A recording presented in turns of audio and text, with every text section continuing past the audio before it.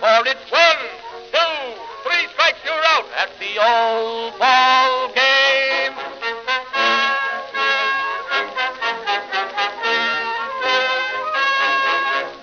Hello, everyone, and thank you for inviting me to join you to receive an award honoring our Stickball League for upholding the spirit of sport and friendship is certainly wonderful for us, but it's a testament to you, too, that you recognize the importance of that sort of thing. And I really appreciate it, and I know all the members of our league do as well. The history of the league started well before Howard Weishaus and I joined.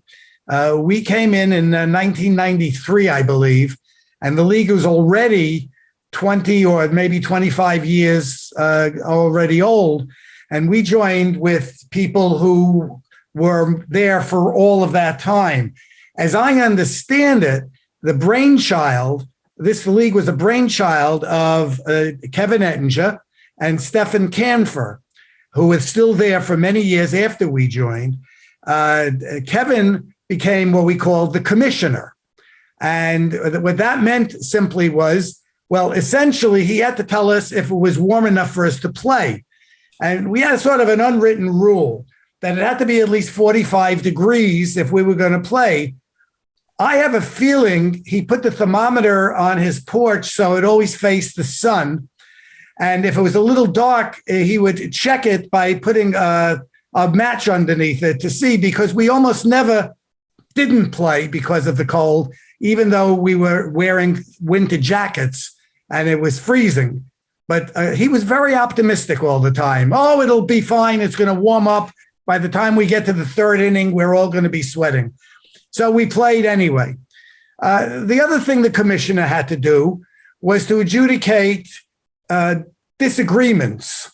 And his technique for doing that was to kind of sit by and allow us to talk and argue and so on. And then at some point he would say, okay, that solves the problem. And we'd move on. It was kind of a little bit like, as I thought of it, as Queen Elizabeth of England years ago with Queen Elizabeth I, who did what she called the answerless. When they would ask her a question about something they wanted done in England, she would talk for quite a long time, telling them how wonderful they were and how much she loved them, and she knew they loved her. And they would all leave with a warm glow, and only the next day realized that she hadn't actually said anything. But they were all happy, and so things went on smoothly, and that's pretty much how we were. By the time we had finished and Kevin had said, well, now everything is fine, we realized everything was fine and moved on. Now, Stefan was the resident wit because he was very clever and very witty, and also a historian. And every week he would regale us by sending us a summary of the games we had just played. And they were always somewhat exaggerated and very interesting and a great deal of fun. And I would hope that somebody kept some of them. I didn't, and I feel badly that I don't have them. But if somebody does, you should really compile them and put them together and distribute them, because they were wonderful pieces of writing and we enjoyed them immensely. I know there were plenty of other people who had started the league. The only other person who I think was started the league that we played with was Phil Koltov. Phil had a very distinguished career in New York City as the head of the Children's Aid Society. We knew him because he was such a powerful hitter. According to Dan Billett, who was a graduate of Hastings High School and who played with us in the 80s and 90s, well, he was playing when we got there. Phil was the only person in our league he knew who actually hit a ball onto the roof of the gymnasium in deep center field. And that was quite a blast. So he was terrific, a very good player. And so was Dan, by the way. I remember Dan because one year, the very first pitch I threw, he hit a home run off me. So I remember very well his power. In any case, we were called the Ethical Stickball League. Why were we Ethical Stickball League? Well, basically, I suppose it's because we told the truth. The way we played was we chalked on the wall of the school a strike zone. And the pitcher would throw into that strike zone and determine whether it was a strike or a ball.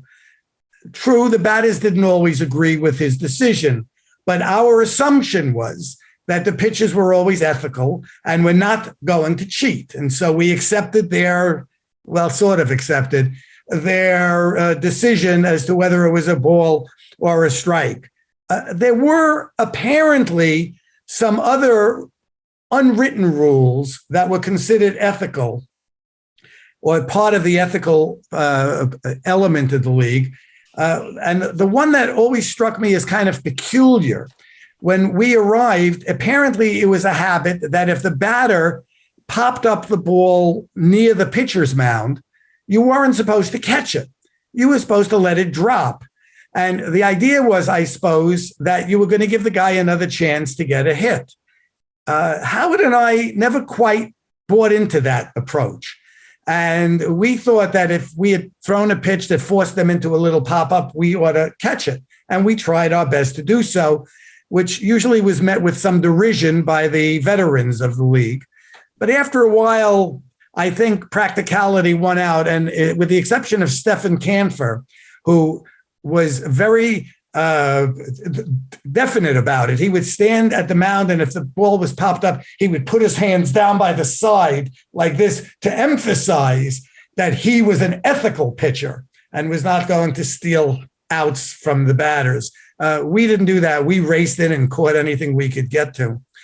Well, we did have rules, and I have to start by saying people have sometimes asked me, all right, what are the official rules of stickball? Well, stickball has no official rules. It's a kid's game. You understand? Stickball was created by kids, and the rules of the game are whatever was necessary to be able to play, depending on the field you were playing on, the equipment you had, how long you had before mother called you in, or which kid had the loudest voice and therefore yelled the loudest about what he wanted to do. Many of the early stickball games, especially in New York City, were played in the streets. So if you had a car parked where you played, well, you had to work around it somehow, and you made up a rule for it. When we were playing on the playground, sometimes the school would park a vehicle right in the middle of our game. Well, we had to work around it one way or another. We would figure out the rule, and it would be changed from week to week. It would have to change. But we did have certain basic rules, and one of them was that ground balls were outs. No matter what, you didn't have to field it. It was an out. I comment on that because I'm playing stickball now down here in Florida, and the people didn't understand why that would be a rule. When I originally suggested, well, I kind of said that's the rule. They said, well, that doesn't make any sense. And so we have to catch the ball if it's a ground ball. But then again, we also have a field that makes that a little more possible than it was up in Hastings. Fly balls, of course, were out, and we didn't run bases. I guess even though it was started when people were younger, they were already looking into the future when running was not a good idea. And so our hits were determined by how far the ball went before it bounced. And over time, we gathered cones, and we would put the cones out and set up the field so we knew a double, triple, and home run, and so on from a single. Those were our basic rules. But as time went on, we did make some changes, and we did develop a couple of rules for double plays. Now, one of them was pretty simple. If you caught the ball with one hand, it was a double play if there was a runner on base. But then we decided to try to have a rule for sacrifice flies.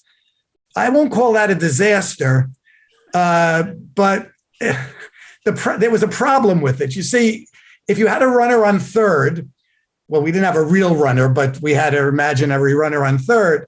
And then the fellow came to bat. He had to announce in advance that if he hit a fly ball that was caught, he wanted to run to score. And the only way to stop it was for the outfielder to get the ball to the pitcher, who would then throw the ball into the strike zone. If he hit it, it was an out and a double play in essence. And if he missed it, the out for the catch was still there, but it was a run scored. The problem was we never remembered to announce it. And once the ball was in the air, it was really too late to go ahead and do it. So after a while, that became sort of a dead letter rule, but it was never taken off the books. But our rules were important. And I can tell you that from experience, because years later, I was living in Florida. And one Sunday morning, I was sitting in my chair reading the newspaper very pleasantly when I got a phone call. And it turned out to be from Howard Weishaus on his cell phone. Apparently, there was some dispute over the rules. And somehow I had become, over time, the rules maven. So they called me in Florida to adjudicate. And after I heard all sides of the issue, I don't remember what the rule was or what my decision was or whether I knew what I was talking about. But I did make a ruling, and according to Howard, everybody was happy and moved on. So I guess it worked. They did not call me again, though, so I'm not so sure if that really did work. In any case, those were our basic rules. And other than that, nothing of any special note. Our style of play, basically, if we're going to talk about rules and styles of play, the basic rule was have fun. Enjoy yourself. Enjoy being with these people. And as much fun as the hitting and the fielding and the pitching was, even more fun, I think, was the repartee.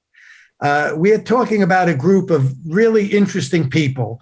I mean, Stephen Camphor wrote for Time magazine. Bob Tucker, who was a wonderful player and a wonderful teacher, was always witty and interesting. And we loved to tease each other. We loved to comment on the action. One of Kevin's favorite lines when somebody was due up, he would say, "Let's get a batter." "Oh, all right, well, Rittner's up there instead."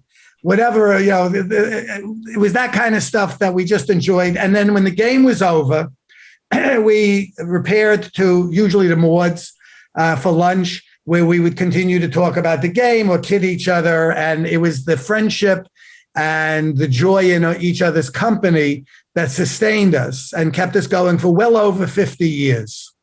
And I still think of that down here. I've been here now 16 years, and I still remember with great fondness. In fact, when Howard came down, one of the first things I did was take him to a stickball game here so we could sort of relive the experiences that we had up there.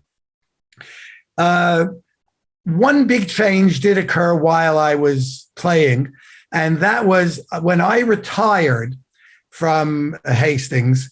The Board of Education gave me as a gift, one of the gifts I received was a strike zone.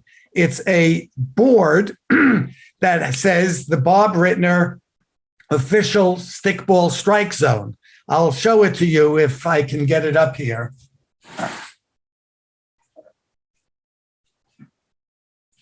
Howard mailed this to me because the league finally, after 56 or so years, had to go out of business because the COVID, and then apparently there's been construction in the field. And so they don't need the board anymore. And he mailed it down to me, and he got a lot of really strange looks from people. "Why are you mailing a board to Florida?" Actually, Howard had a van, and he used to carry the equipment. Over the years, the equipment kept on growing. He carried chairs and beach chairs and umbrellas and God knows what else. But he used to carry this strike zone with him. And as he tells it, people would see it in the back of his van and would ask him, "What is that?" And his answer was always, "Well, that's my friend's strike zone." And of course, they had no idea what he was talking about. So to explain, he would say, "Well, when he retired, the Board of Education gave it to him. Actually, they offered him a choice.